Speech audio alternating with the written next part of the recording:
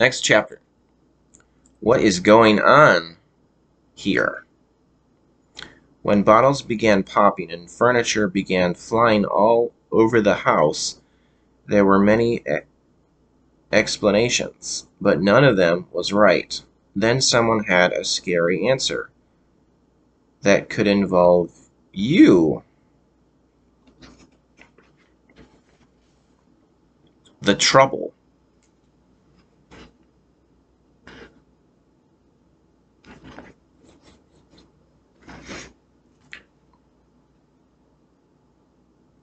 The events in this story took place in 1958 in a small white house in a suburb of New York City. The names of the people involved have been changed. Monday, February 3rd, Tom Lombardo and his sister Nancy had just come home from school. Tom was going on 13. Nancy was 14. They were talking to their mother in the living room when they heard a loud pop in the kitchen. It sounded like a cork had been pulled from a bottle of champagne, but it was nothing like that. The cap on a bottle of starch had somehow come unscrewed, and the bottle had tipped over and spilled. Then bottles all over the house began popping. Bottles of nail polish remover, shampoo, bleach, rubbing alcohol, even a bottle of holy water.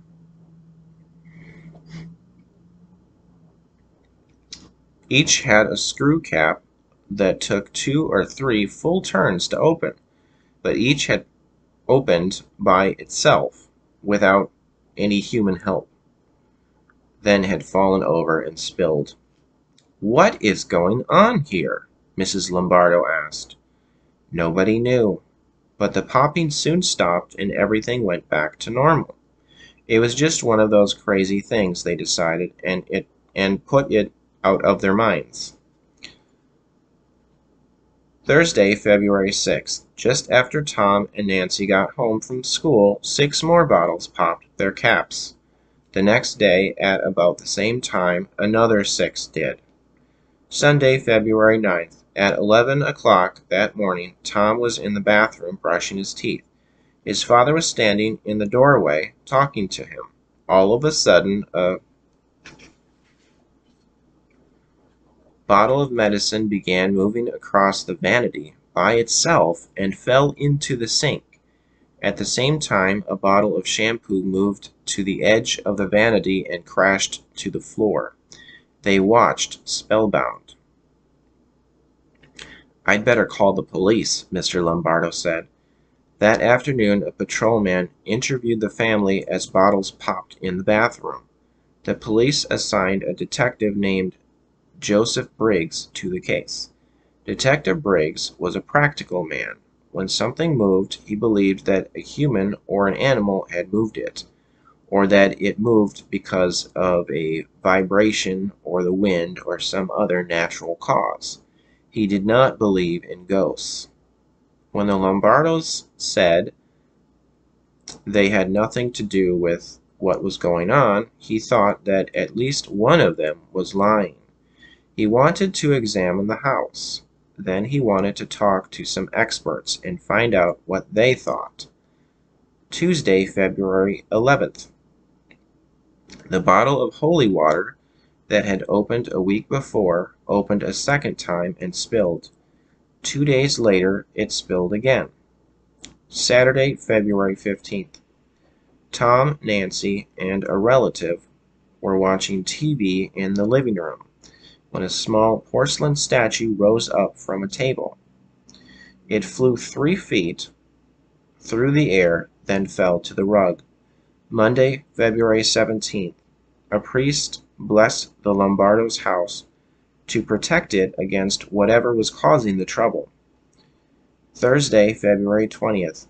While Tom was doing his homework at one end of the dining room table, a sugar bowl at the other end flew into the hall and crashed. Detective Briggs saw it happen. Later, a bottle of ink on the table flew into a wall and broke, spattering in all directions. Then another porcelain statue took off. It traveled 12 feet and smashed into a desk. Friday, February 21st. To get some peace, the Lombardos went to a relative's house for the weekend. While they were gone, everything at home was normal. Sunday, February 23rd. When the Lombardos returned, another sugar bowl took off. It flew into a wall and smashed to smithereens.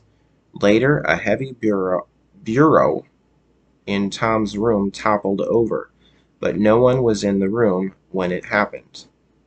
Monday, February 24th. By now, Detective Briggs had talked to an engineer, a chemist, a physicist, and others. Some thought that vibrations in the house were causing the trouble. These could come from underground water, they said, or from high-frequency radio waves, or from sonic booms caused by airplanes. Others said that the electrical system was the cause, or downdrafts coming through the chimney. The popping of bottles was blamed on chemicals the bottles contained. Tests showed that there were no vibrations in the house, there was nothing wrong with the electrical system, and there were no chemicals in the bottles that would make them pop. Then what was causing the trouble? None of the experts knew, but every day the Lombardos received dozens of letters and telephone calls from people who thought they did know. Many believed that the house was haunted. They thought that a poltergeist was on the loose. The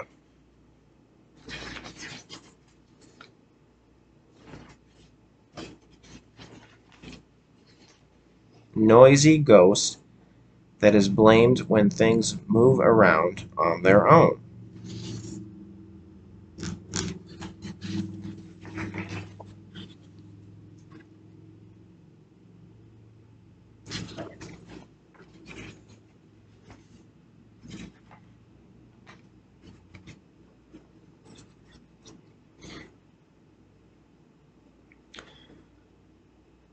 No one has proved that poltergeists exist, but people everywhere have told stories about them for hundreds of years, and what they have told was not too different from what was happening to the Lombardos. Detective Briggs did not, of course, believe in poltergeists. He had begun to believe that Tom Lombardo might be to blame. Whenever something happened, Tom was usually in the room or nearby. When he accused Tom of causing the trouble, the boy denied it. "I don't know what's going on," he said. "All I know is that it scares me." People said that Detective Briggs was a tough cop who would turn in his mother if she did something wrong. But he believed Tom. Only now he didn't know what to think. Tuesday, February 25th. A newspaper reporter came to the house to interview the family. Afterward, he sat in the living room by himself, hoping that something would happen that he could describe in his story. Tom's room was just across the hall from where the reporter sat. The boy had gone to bed, but he had left his door open. Suddenly, a globe of the world flew out of the darkened room and smashed into a wall. The reporter dashed into the bedroom and turned on the light. Tom was sitting in bed blinking as if he had just been awakened from a sound sleep. "What was that?" he asked. Wednesday, February 26th. In the morning, a small plastic statue of the Virgin Mary rose up from a dresser in Mr. and Mrs. Lombardo's bedroom and flew into a mirror. That night, while Tom was doing his homework, a 10-pound record player took off from a table. flew 15 feet, then crashed to the floor. Friday, February 28th, two scientists arrived from Duke University in North Carolina. They were parapsychologists who studied experiences like those the Lombardos were having. They spent several days talking to the family and examining the house, trying to understand what was going on and what was causing it. One night, a bottle of bleach popped its top, but that was all that happened during their visit. They did not tell the Lombardos about a theory they had that a poltergeist actually might be involved in such cases. According to this idea, poltergeists were not ghosts, they were normal teenagers. They had become so troubled by a problem that their emotions built up into a kind of vibration. Since it was taking place in their unconscious minds, they didn't even know it was happening. But the vibration somehow left their bodies and moved whatever it struck. It happened again and again until the problem had been solved. Scientists had given this strange power a name. They called it psychokinesis, the ability to move objects with mental power or mind over matter. No one knew if this really could happen, or how to prove it. Yet most reports of poltergeists did involve families with teenage children, and there were two teenagers in the Lombardo family. Monday, March 3rd, the parapsychologist said that they would prepare a report on what they had learned. The day after they left, the trouble returned with a vengeance. Tuesday, March 4th. In the afternoon, a bowl of flowers flew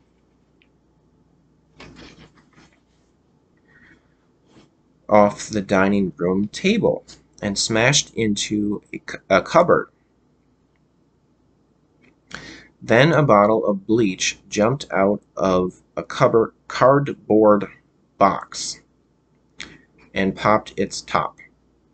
Then a bookcase filled with encyclopedias fell over and wedged itself between a radiator and a wall. Then a flashlight bulb on a table rose up and hit a wall 12 feet away. Finally, 4 knocks were heard coming from the kitchen when nobody was in that room. Wednesday, March 5th. While Mrs. Lombardo was making breakfast, she heard a loud crash in the living room. The coffee table had turned over by itself, but that was the end of it. After a month of chaos, everything returned to normal. In August, the two parapsychologists gave their report.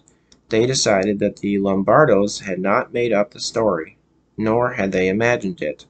Their trouble had been real, but what had caused it? They said that no pranks or tricks were involved, nor was any magic. As the police had done, they also ruled out vibrations from underground water and other physical causes. The only explanation they could not rule out was the possibility that a teenage poltergeist had been at work, moving objects with mental power. They did not have enough evidence to prove it, but it was the only answer they had. If it was a poltergeist, they thought it was Tom.